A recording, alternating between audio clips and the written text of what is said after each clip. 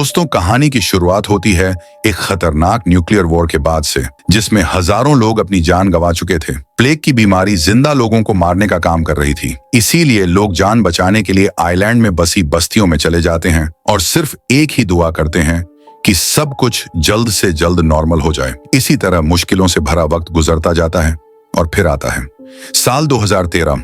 अब तक modern civilisation पूरी तरह से खत्म हो चुकी थी। सिर्फ हमारी मूवी का हीरो ही सरवाइव कर रहा था, जिसका नाम था द पोस्टमैन। अब ये नाम क्यों मिला, ये मूवी में आगे पता चलेगा। पोस्टमैन अपने खच्चर के साथ वीरान बंजर इलाके में आगे बढ़ता रहता है और इसे इंसान तो नहीं लेकिन जानवर देखते हैं जो किसी तरह बच गए थे। इस बंजर रेगिस्तान को पार करने में पोस्टमैन को 3 सालों जितना लंबा समय लगता है और फिर आखिरकार यह एक उजड़ी हुई बस्ती में पहुंच जाता है, जहां कार्स और बड़ी बड़ी बिल्डिंग्स, डेली बेसिस का हर सामान मौजूद था। जैसे ही म्यूल पानी को देखता है तो जल्दी से पानी पीने चला जाता है, पर पोस्टमैन म्यूल को रोकते हुए जब पानी चेक करता है तो वह बिल्कुल भी सेफ नहीं होता। पोस्टमैन खंडर पड़ी बिल्डिंग के अंदर जाकर चेक करता है। पोस्टमैन जब सोफे पर बैठा होता है तो इसे कुछ हलचल होती सुनाई देती है। पोस्टमैन जल्दी से अपनी गन उठाकर बाहर जाता है तो इसे एक एंटीलोप नजर आता है जो डर कर भाग रहा था। पोस्टमैन आज रात इसी बिल्डिंग में गुजारता है और अगली सुबह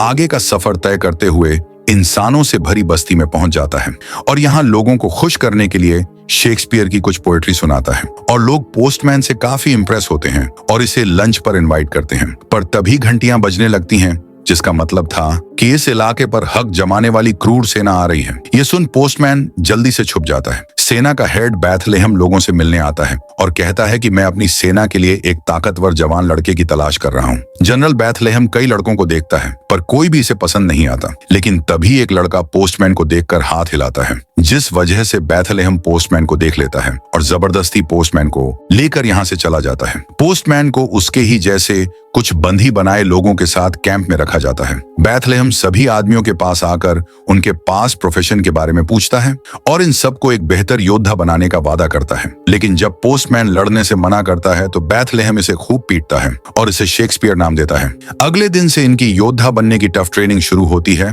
और सभी लोग इस ट्रेनिंग से काफी थक जाते हैं। शाम को सबको जानवर का मांस खिलाया जाता है, लेकिन एक शख्स को लास्ट में होने की वजह से खाना नहीं मिलता। यह देख पोस्टमैन इसे अपने हिस्से का खाना दे देता है और फिर रात को सब लोग एक साथ बैठकर फिल्म देखते हैं। अगली सुबह बैथलेहम सबको कुछ खास रूल्स के बारे में बताता है। जैसे पहला तो सबको अपनी टीम का टैटू हाथ पर बनवाना है, इसके अलावा कोई भी सवाल नहीं करेगा। इसके बाद बैथलेहम सबको बैठने के लिए कहता है, पर एक शख्स कुर्सी ना होने पर बैठने से मना कर देता है। ये देख बैथलेहम के आदमी इसे पकड़कर रस्सी से उल्टा लटका देते हैं। ये आदमी मदद की भीख मांगता है, पर बैथलेहम इसे माफ नहीं करता और सब लोगों को अगले रूल्स समझाने लगता है, जिसमें इन्हें अपने कबीले की तरफ से लड़ना होगा और हर नियम का पालन करना होगा। किसी भी गलती की सजा उन्हें मौत के रूप में मिलेगी और इसका सबूत बैथलेहम लटके हुए आदमी को मार कर देता है, जिससे सब लोग काफी डर जाते हैं। इसके बाद जनरल बैथलेहम शेक्सपियर को बुलाता है और बताता है कि वॉर से पहले मैं इलेक्ट्रॉनिक सेल्समैन था, लेकिन वॉर के बाद उसने उस जिंदगी को छोड़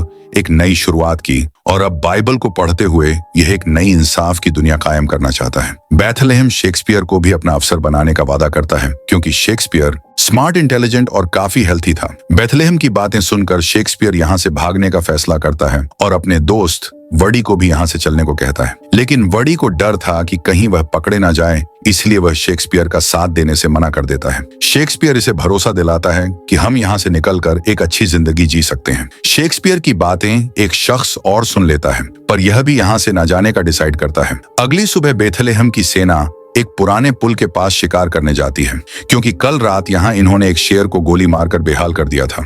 पर जख्मी हालत में भी वो शेर झाड़ियों में भाग गया, जिसे पकड़कर लाने का जिम्मा शेक्सपियर और उसके साथियों को दिया जाता है। लेकिन सेना का हेड सबको अनफिट मानकर उन्हें नहीं भेजता, क्योंकि शेर कई सैनिकों को घायल कर चुका था। ये देख शेक्सपियर आगे आता है और खुद इस जोखिम भरे टास्क को करने का फैसला करता है। शेक्सपियर सुरक्षा के लिए बैथलेहम से एक राइफल देने को कहता है, पर बैथलेहम इनकार कर देता है और सेफ्टी के लिए बस एक चाकू देता है। शेक्सपियर इसी चाकू को लेकर पुल को पार करते हुए आगे बढ़ता है और झाड़ियों में शेर को ढूंढने लगता है। तलाशी के वक्त शेक्सपियर को एक सैनिक की लाश भी मिलती है। शेक्सपियर इस जवान को जानवरों का निवाला नहीं बनने देना चाहता था, इसलिए यह इसकी डेड बॉडी को उठाकर अपने साथ लेकर आगे बढ़ता है और फिर वापस अपने कबीले की तरफ आने लगता है। शेक्सपियर जब पुल को पार कर रहा होता है तभी उसे एहसास होता है कि यह इन जालिम लोगों से बचने का एकदम सही मौका है। इसलिए शेक्सपियर धीरे धीरे कदम बढ़ाता है और फिर पुल की लकड़ी का एक टुकड़ा टूट जाता है और शेक्सपियर अपने साथी के साथ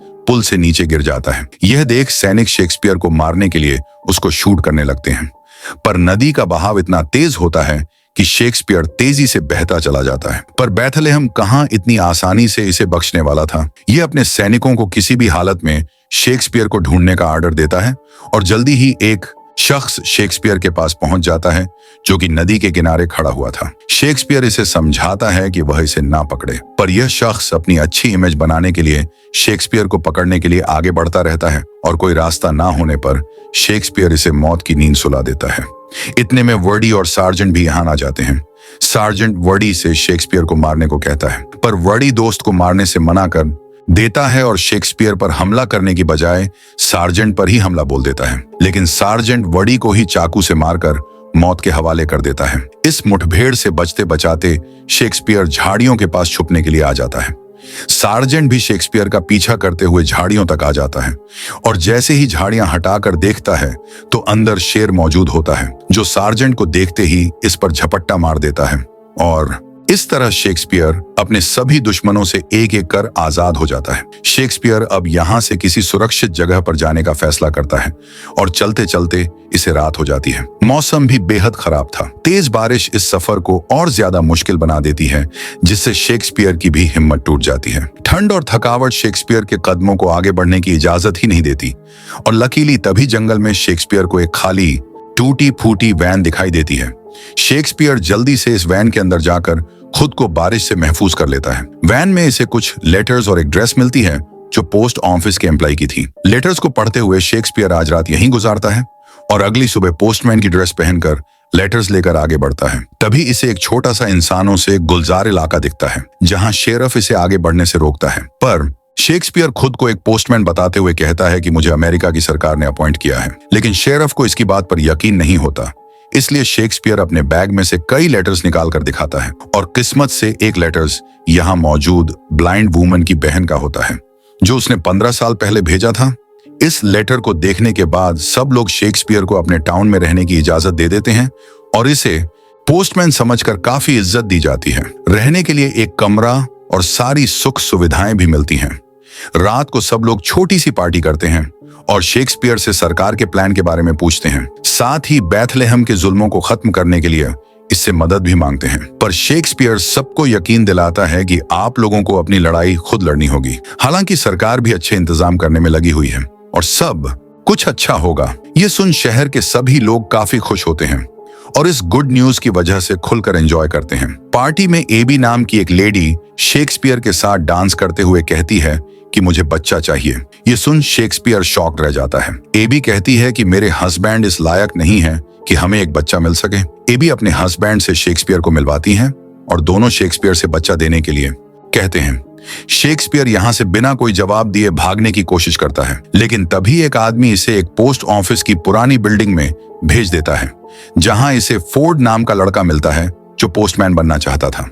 शेक्सपियर भी इसे पोस्टमैन बनाने का वादा करता है और आज रात यहीं रुक जाता है। लेकिन देर रात एबी इसके रूम में आती हैं और कहती हैं पूरा टाउन लेटर्स लिख रहा है ताकि तुम उन्हें डिलीवर कर सको, पर मैं यहाँ बच्चे के लिए आई हूँ। शेक्सपियर भी इसकी बात मान जाता है और दोनों इंटीमेट होते हैं। अगली सुबह शेक्सपियर लेटर्स डिलीवर करने का कहकर टाउन से जाने लगता है और सभी लोग इकट्ठा होकर इसे सी ऑफ करते हैं और साथ ही सफर में मुश्किल ना हो इसके लिए एक घोड़ा भी देते हैं और फिर अपने अपने लेटर्स दे देते हैं। शेक्सपियर इन सब का शुक्रिया अदा करता है और इन्हें यकीन दिलाता है कि मैं एक दिन वापस जरूर आऊंगा और घोड़े पर बैठकर यहाँ से चला जाता है। इसके साथ शेरफ भी ब्रिज तक इसे छोड़ने जाता है। जाने से पहले शेरफ शेक्सपियर से पूछता है कि जो तुम दिखते हो क्या सच में तुम वही हो? शेक्सपियर कहता है कि मैं आप लोगों के खत लेकर दोबारा जरूर आऊंगा। लेकिन शेक्सपियर के कुछ दूर जाने पर शेरफ को इसकी सच्चाई पता चल जाती है और यह शेक्सपियर को एक लेटर देकर यहाँ से रवाना कर देता है। कुछ समय बाद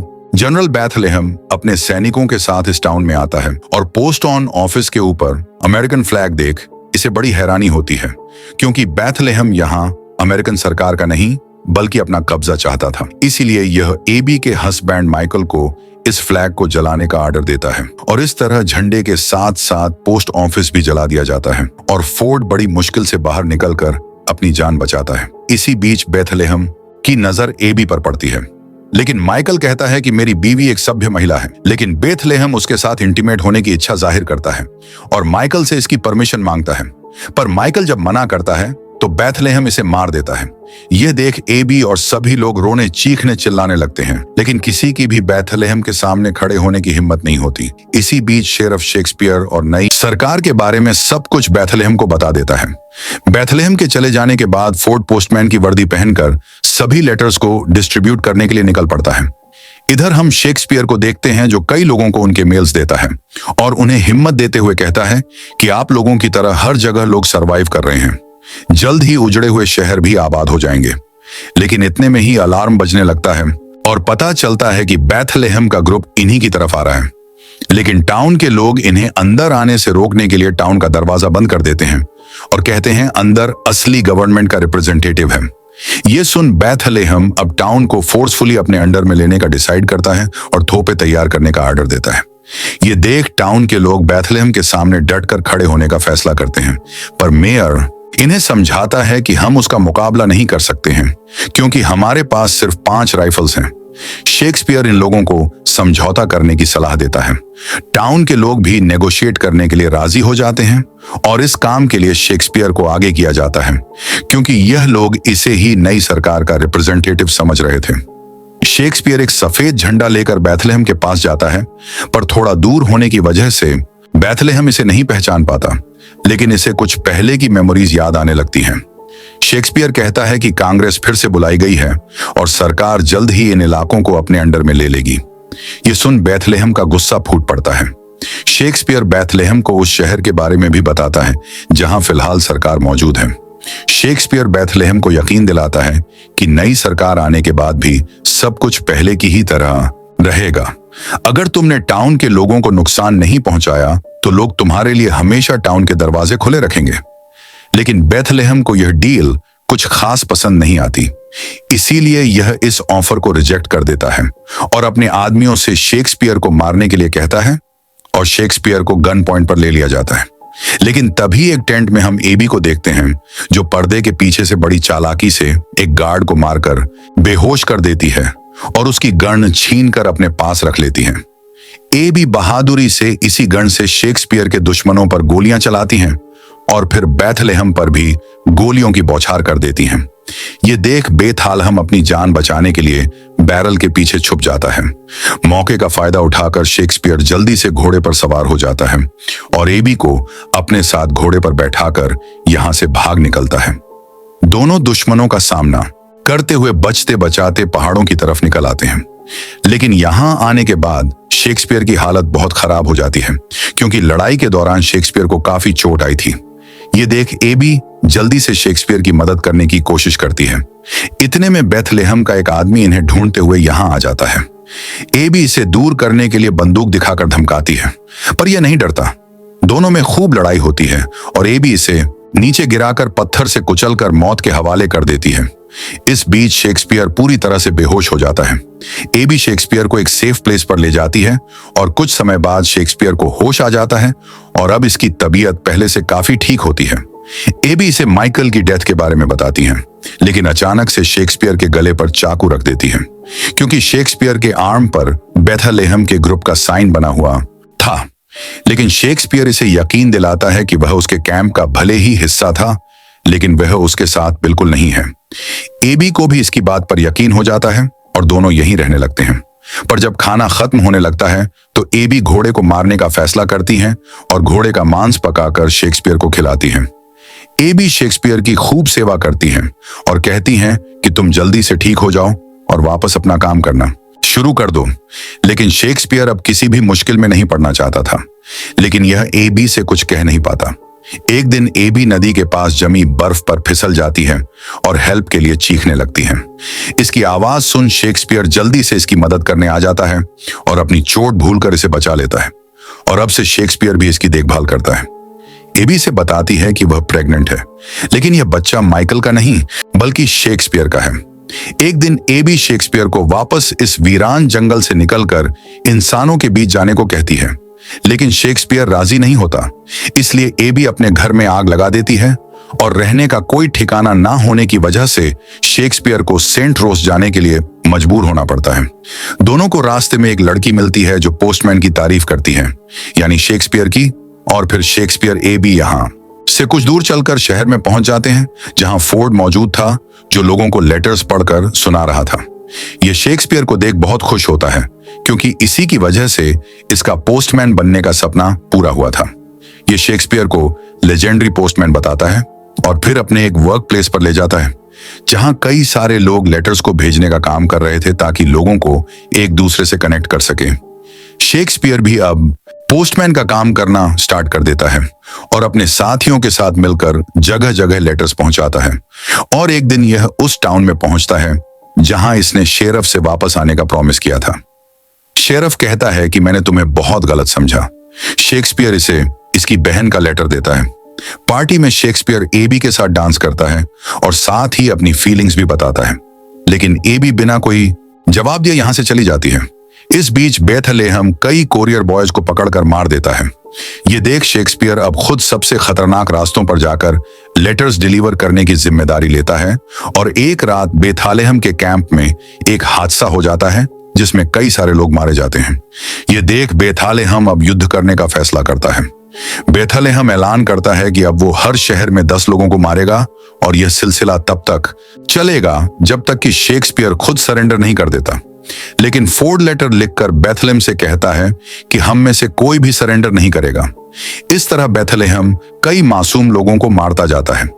इसके बाद शेरफ और कई लोगों को बेथलेहम एक जगह इकट्ठा करता है, लेकिन इन्हें यह नहीं पता होता कि सभी कोरियर बॉयज, जिनमें शेक्सपियर भी शामिल था, ये सब पहाड़ों के पीछे से इन्हें देख रहे हैं। बेथलेहम इन सभी बंधी बनाए लोगों पर अत्याचार करता है और इन्हें मारने का ऑर्डर देता है। एक एक कर सभी को मार गिराता है, पर मरने से पहले शेरफ जोर से चीखता है कि पोस्टमैन को अपनी लड़ाई नहीं रोकनी है, हमें अपनी आवाज और अपना काम जारी रखना है। शेरफ की बातें सुन शेक्सपियर को एहसास होता है कि उसके पोस्टमैन बनने के दिखावे ने इन्हें किस मोड़ पर लाकर खड़ा कर दिया है। कितने लोग मारे जा चुके हैं, यह सब सोचते हुए शेक्सपियर पोस्ट सर्विस आगे न करने का डिसाइड करता है और इस काम से दूर रहना ही सही समझता है।